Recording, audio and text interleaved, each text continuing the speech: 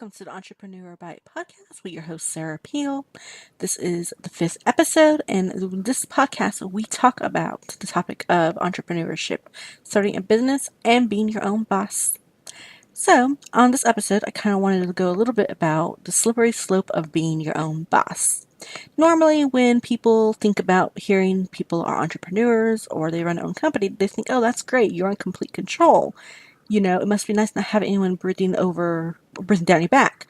And while that is true to a degree, it's not always coming up roses and smelling great because essentially everything falls back onto you. So I kind of wanted to touch a little bit on this topic. Being your own boss is a good thing. Having your own business can be a blessing. It gives you confidence. It teaches you skills that can be applied to many different areas of life, as well as it pushes you out of your comfort zone. You have to kind of adapt and be able to do things you probably never wanted to do or really thought of doing, which is a good thing and a bad thing, depending on how you handle it or why you choose to do what you do. But really, I wanted to go a little bit about how that can be a slippery slope and even dangerous for someone who is maybe not prepared or doesn't really know what to do being their own boss. One of these things I think a lot of people don't understand is, and I've seen a couple people say, oh, they could never do it themselves because even work from home because they couldn't deal with not being micromanaged. And that is kind of probably the biggest issue you're going to see a lot of people have. If you ever go on, working at home forums or you follow a lot of other entrepreneurs, you're going to see time management is a huge issue. I mean, most people don't want to think about, oh, they have to schedule a time. That's kind of hard when you start your own businesses. So you don't have to live on the watches of anyone else, but you don't realize that the reason why you do that is they have you do that is because they have deadlines and they need things to get done. And sometimes the only way to get things done is by having a tight deadline. So I think that's something that people need to keep in mind. Being your own boss, yeah, you're not going to have someone say, okay, you need to have A, B, and C done by lunch today. Can you do it? You can think, okay, well, I can get started on A and then take my lunch break and then come back and do B and C, which may not always be the best case depending on what your work is doing, what you need to get done, how your day is going, and then also, managing other things. I mean, most people who work at home or work for themselves, they start out working out of their home. So that means, you're still dealing with the day-to-day chores of living in your home. You have to cook, you have errands you have to run, you have to clean, and also that's another huge thing is, again, that goes on time management is because you don't have a set schedule, that work can easily be dragging out all the way into the middle of the night. That is a huge thing that I think was kind of the reason why I ended up quitting freelance writing was because I struggled with time management. I would stay up super late to get work done because I just didn't have the tight enough deadlines. And I was just too young to understand it and didn't realize that I needed to do that for myself. So I would get tempted to dawdle around, which is unfortunate and a terrible way to run a business. And basically, I would stay up all night to the point it was detrimental to my health. So, you need to realize you need to have deadlines. Being your own boss, being in control of all that, time management is still a huge issue because there's things you want to get done. If you have sales goals you want to make, if you have to turn in paperwork to clients or even to like the government if you're running your own business, for example, you got to run on a tight schedule, on a tight ship. And especially being a solopreneur or starting out, not going to have any people working for you. Chances are you're working just for yourself. You don't have anyone else, or some people may have a virtual assistant or two, which is great. But again, because they're virtual assistants and probably because they're more of an independent contractor than a actual employee of yours, you're known to have a lot of stuff that needs to get done in a short amount of time. And if there's not very many people working on it, things can easily fall through the cracks. Getting stuff turned over or signed, documented, running to the bank, getting your checks, buying stuff. People need to realize that running a business, it takes a lot of time. There's no set start time and end time. Now, I know some people recommend having office hours for your work at home business, which is actually a really good thing, especially if you get into the point where that's your only job. I think it's easier to do that if that is your sole source of income. But if you are someone who is just moonlighting or side hustling and it's not your main job, that's going to be difficult because, you're working 40 hours a week or you're going to school, the normal business hours, you're doing other stuff. So when it comes to that ending your schooling or your job, you have to handle everything else, the rest of your household stuff, your chore stuff, plus your side hustle, which is why I think, people need to be able to make sure that they're using what they have. Cell phones now, we have great things as timers, alarms, reminders, calendars, use that to your maximum. One of my favorite things to use is actually Open Office or Outlook, because it does have that calendar feature and you can actually block out set of time. So you get a reminder, okay, you need to switch to this. And that way, if you have that, it's easier to stay on track and get things done. Obviously, that takes a lot of self-discipline and knowing what you need to do. I think that's another slippery slope about being your own boss, is not always knowing what you need to do. Example, if you're just starting out and let's say you're young, you didn't do much research, what do you need to do to be successful? You probably think, okay, well, I need to make sure that I'm getting my stuff out there, so I need to market. But if you don't know what to do to market, or you don't have a marketing plan when you get started, that means you'd be spending easily hours looking on what other people are doing for marketing, or how to effectively use LinkedIn or Twitter or Facebook. Those kind of things can take a lot of time. You might end up spending that entire block of time just researching and not actually doing. So again, time management is a huge, huge, huge thing that I think people need to realize needs to be taken more seriously. Besides time management, another thing that I think is a slippery slope about being your own boss is being able to deal with rejection. Working for somebody else, if you feel like, okay, well, this person isn't happy with my work, it can feel bad.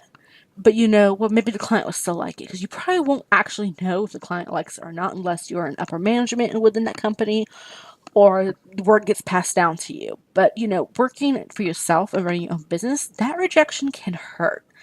And it hurts because you're not being chosen. You take it personally. If you ever watched Apprentice, that show is great. Or was great. I don't think it's on air anymore. But something that I had to make my motto, that I still use as my motto to this day, is, it's just business, nothing personal. Because it's hard to separate the personal aspect from the business aspect as being your own boss. Because you're basically wearing both hats. So it's kind of hard to separate your personal life from your business life. If you're putting everything into it, all your effort, you're hoping to win this client, you're hoping to be successful with it, and they come back and say, it's terrible, it's a piece of crap, redo it. It can hurt because, you have no one else to essentially place the blame on, because chances are you did that work. So it's really kind of depressing to think about. You could be spending your entire time working on something just to have it thrown back in your face, and that can seriously hurt. It can hurt your ego, it can hurt your brand, it can make you feel like, well, maybe I should give up, which you shouldn't do, because not everyone's going to be happy with your work, and that's a fact of life. But again, it's business, it's nothing personal. And just because somebody else doesn't like it doesn't mean there won't be 10 million other people who won't, who will be like that, who won't like it. Maybe that client wasn't the right client for you. Maybe it wasn't a right fit for your business. So, you have to keep going. And that can be really hard, to have to pull yourself up and dust yourself off and say, okay, I'm going to keep going. Because again, you don't have anyone over your head saying you have to keep going. You have to keep working. You have to be the motivator for yourself and your brand, because no one else is going to do it. And if you don't believe in yourself and push yourself, nothing gets done. So, time management and being motivated and knowing that, you have to take this seriously, but you also have to realize that it's business, and separate the business aspect from the personal aspect, and realize that, just because one person may not like something or may say something really bad, a negative review, it's not all the same. It's not all the same at all. And they're not the only person who you're going to encounter, and they're not going to be the only person who buys your service who will feel that way. But they won't be the last one either. So you have to kind of go in with a balance of that, knowing, just because one person isn't satisfied doesn't speak for the rest of the world. Something else about being your own business is obviously the topic of taxes. Here in America, we are very blessed that we are the land of the free, and we have laws that help owning your own business, probably being one of the easiest ones in the world. And that's a beautiful thing. But there are also the aspects you need to realize. You're going to have to pay twice your taxes for yourself, because you're running your own business, and you don't have the other employer paying the other half for you. So you have to budget for that. You have to think about, okay, am I charging enough where I'm making enough money, and also are you turning enough of a profit where some of that money will go to your taxes, and the cost of your business and other aspects, versus, and also paying you, because most people don't realize that business is not going to be profitable for the first, I want to say, probably 2 years. And that might be being a bit more generous with that aspect, depending on what you do and how hard you work and how much time and effort you put into it. So, you really have to think about that. You have to put a lot of thought and budget and plan wisely, because oh, you don't know. You just don't know what the financial future is going to hold for you unless you are really smart and you're budgeting accordingly. Another thing is, it can be tempting to keep it all in one bank account. Not probably the wisest thing to do. So, you might think about getting a business account for separate from your personal account to kind of help budget and plan accordingly, so that way that money is separate. Also, think about laws depending on where you live, federal and state, and also what you're doing. If you're running a restaurant, you're going to have different laws and rules to go by than somebody who is running a blog. So you need to look up about what your things are, because again, no one else is going to do that for you, and it might not hurt to actually think about contacting a lawyer to kind of advise you and help you guide the legal tunnel of owning and running your own business, because that can be definitely a slippery slope.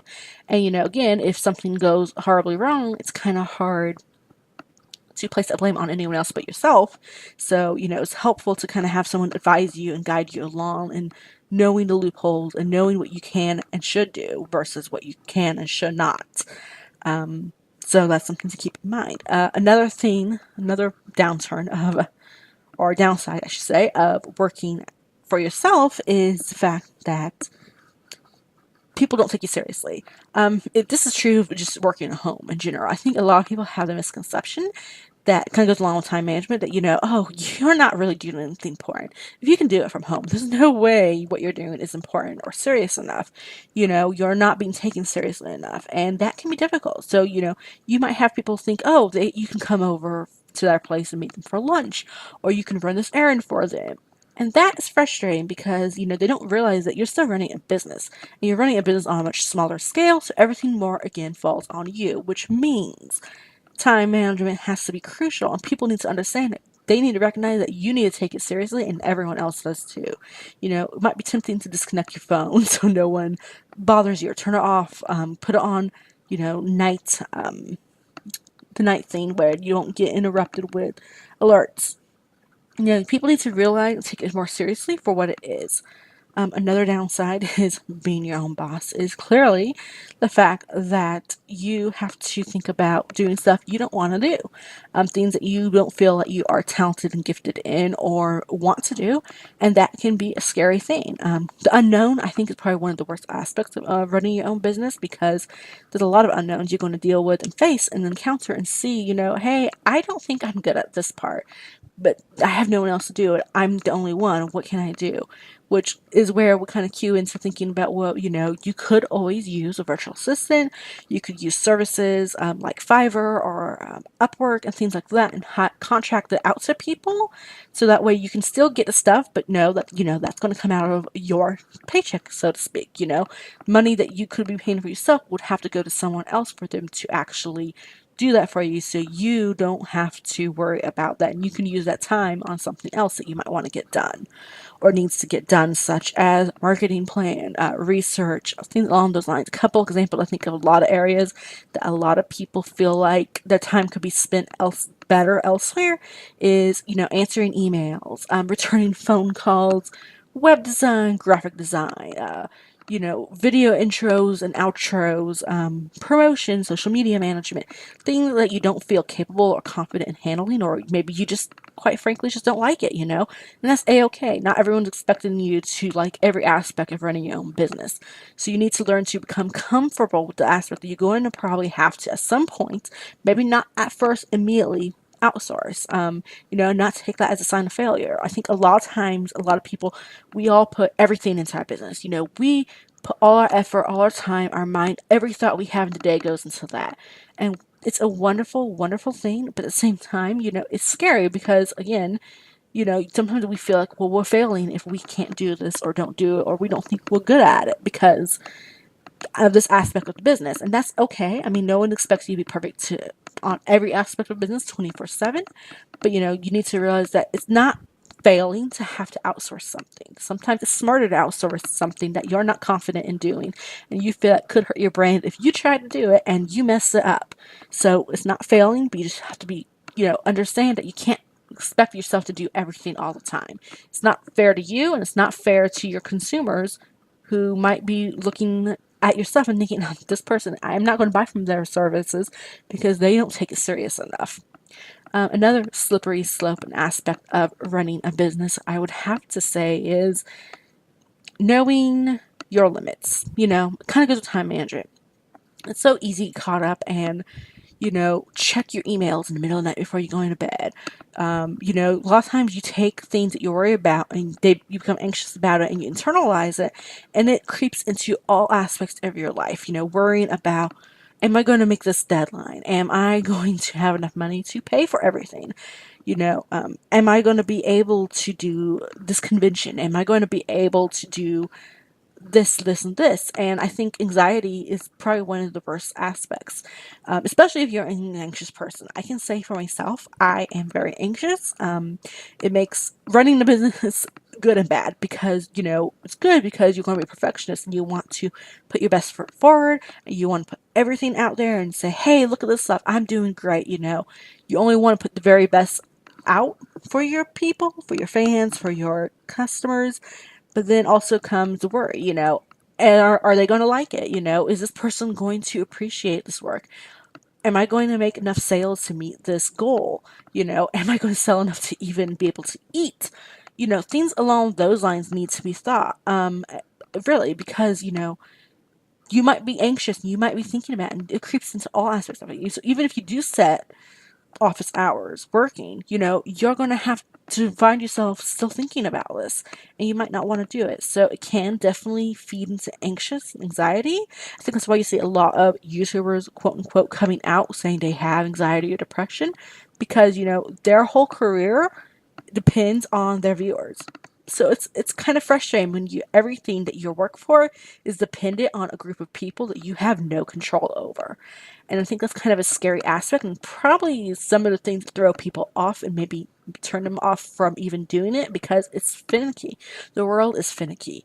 You're not going to please and satisfy everyone. You're not going to be everyone's best friend, their favorite service provider, and that's okay. I don't think any company in this world I can say is somebody's favorite. Look at McDonald's. There are thousands and thousands of people who publicly diss them and knock them, but they also have so many people who go and buy from them. So just go into knowing that, you're going to have times of anxious anxiety, and that just goes with the territory of being a business owner. Something else that I think kind of goes along with this is the fact that people don't seem to realize that it's a lot of work. It takes a lot of work. It's going to be a labor of love. As I mentioned earlier, I think a lot of people don't really turn a profit for a long time, and it's a labor of love. I think a lot of people think, oh, they can quit their job tomorrow and go dive nose in and be successful within a week, and that's not the reality of it. It's a labor of love. And it's going to take a long time to build it up, to build confidence in yourself if you don't already have it, to build clientele, to kind of build your reputation, because reputation is very important, especially in a digital age. You want your name out there, you want people to see who you are, what you offer, and that can weigh a lot on you. Taking time to do this, it's not going to be easy. A lot of people think they can get rich off something, or hey, if they spam this site and do this and this, they're going to get a lot of fame and success. And that's not the reality of it. Success comes with time and work ethic. And if you don't have the work ethic, or you're not willing to think of this as long term, you've seen this as a get rich quick scheme, you're not going to last. You're not going to find success anywhere near with this realm. It's a long term thing and it should always be seen as long term. You should project for long term goals and, aim for them and just believe in the best and hope in the best and know that you can do everything you can in your own ability, but there's no way you're going to be able to control it all, which kind of goes along with anxiety, and that can be scary. You need to go in with the right expectations, knowing this isn't going to be overnight. You're not going to be an overnight success in almost anything. Sure, you might get a viral thing every now and then, or you might have a shout out in a magazine or in the news or be interviewed, but that doesn't make you instantly a superstar. It doesn't instantly put you on Forbes top list of people. You have to think about this and market and plan accordingly. Know, okay, what is it going to take to reach this goal and this, what you want to do in this amount of time. Nothing is easy. Business is not easy. It is tough and difficult, and there are going to be times you're going to want to cry, and there are going to be times you're going to want to pull out your hair and scream. But that's part of being your own boss. If you're not meant, you don't think you can deal with the stress of it, or you don't think it's going to be rewarding, then you probably shouldn't go into the industry, or go into working for yourself, because it isn't for the faint of heart. That's why you see a lot of people trying and going in and quitting. That's why they say most businesses fail within 3 years, because people are not planning long term. They're not realizing that they gotta take it more seriously, and they gotta put more effort and more input and just work, work, work, work, because it's gonna be a labor of love. And that's something you need to go in knowing right away in your right mind, that nothing is quick, and no, nothing's quick for business. And if it seems like it's quick, then you're probably not doing something right, or it won't last forever. It's not easy. It really isn't. It isn't for the faint of heart. It's, again, just like what they used to say on The Apprentice. It is business. It's nothing personal, and you need to go in there with the right mind. So I want to know, what are some of the things that you wish people know about a slippery slope of being your own boss? You can go ahead and tweet me at on Twitter at MVR00. You can also follow me on the tebpodcast.blogspot.com. I do also have a Facebook page, the Entrepreneur Bite, and I hope to hear from you guys on comments on what you wish people realize and know, or what you think is the slippery slope of being your own boss. I would love to get some feedback from you guys, and maybe, even pitch an idea of what you'd like to see a future episode on. So I want to thank you all for listening. We'll catch you in the next episode, and keep on pursuing your dreams.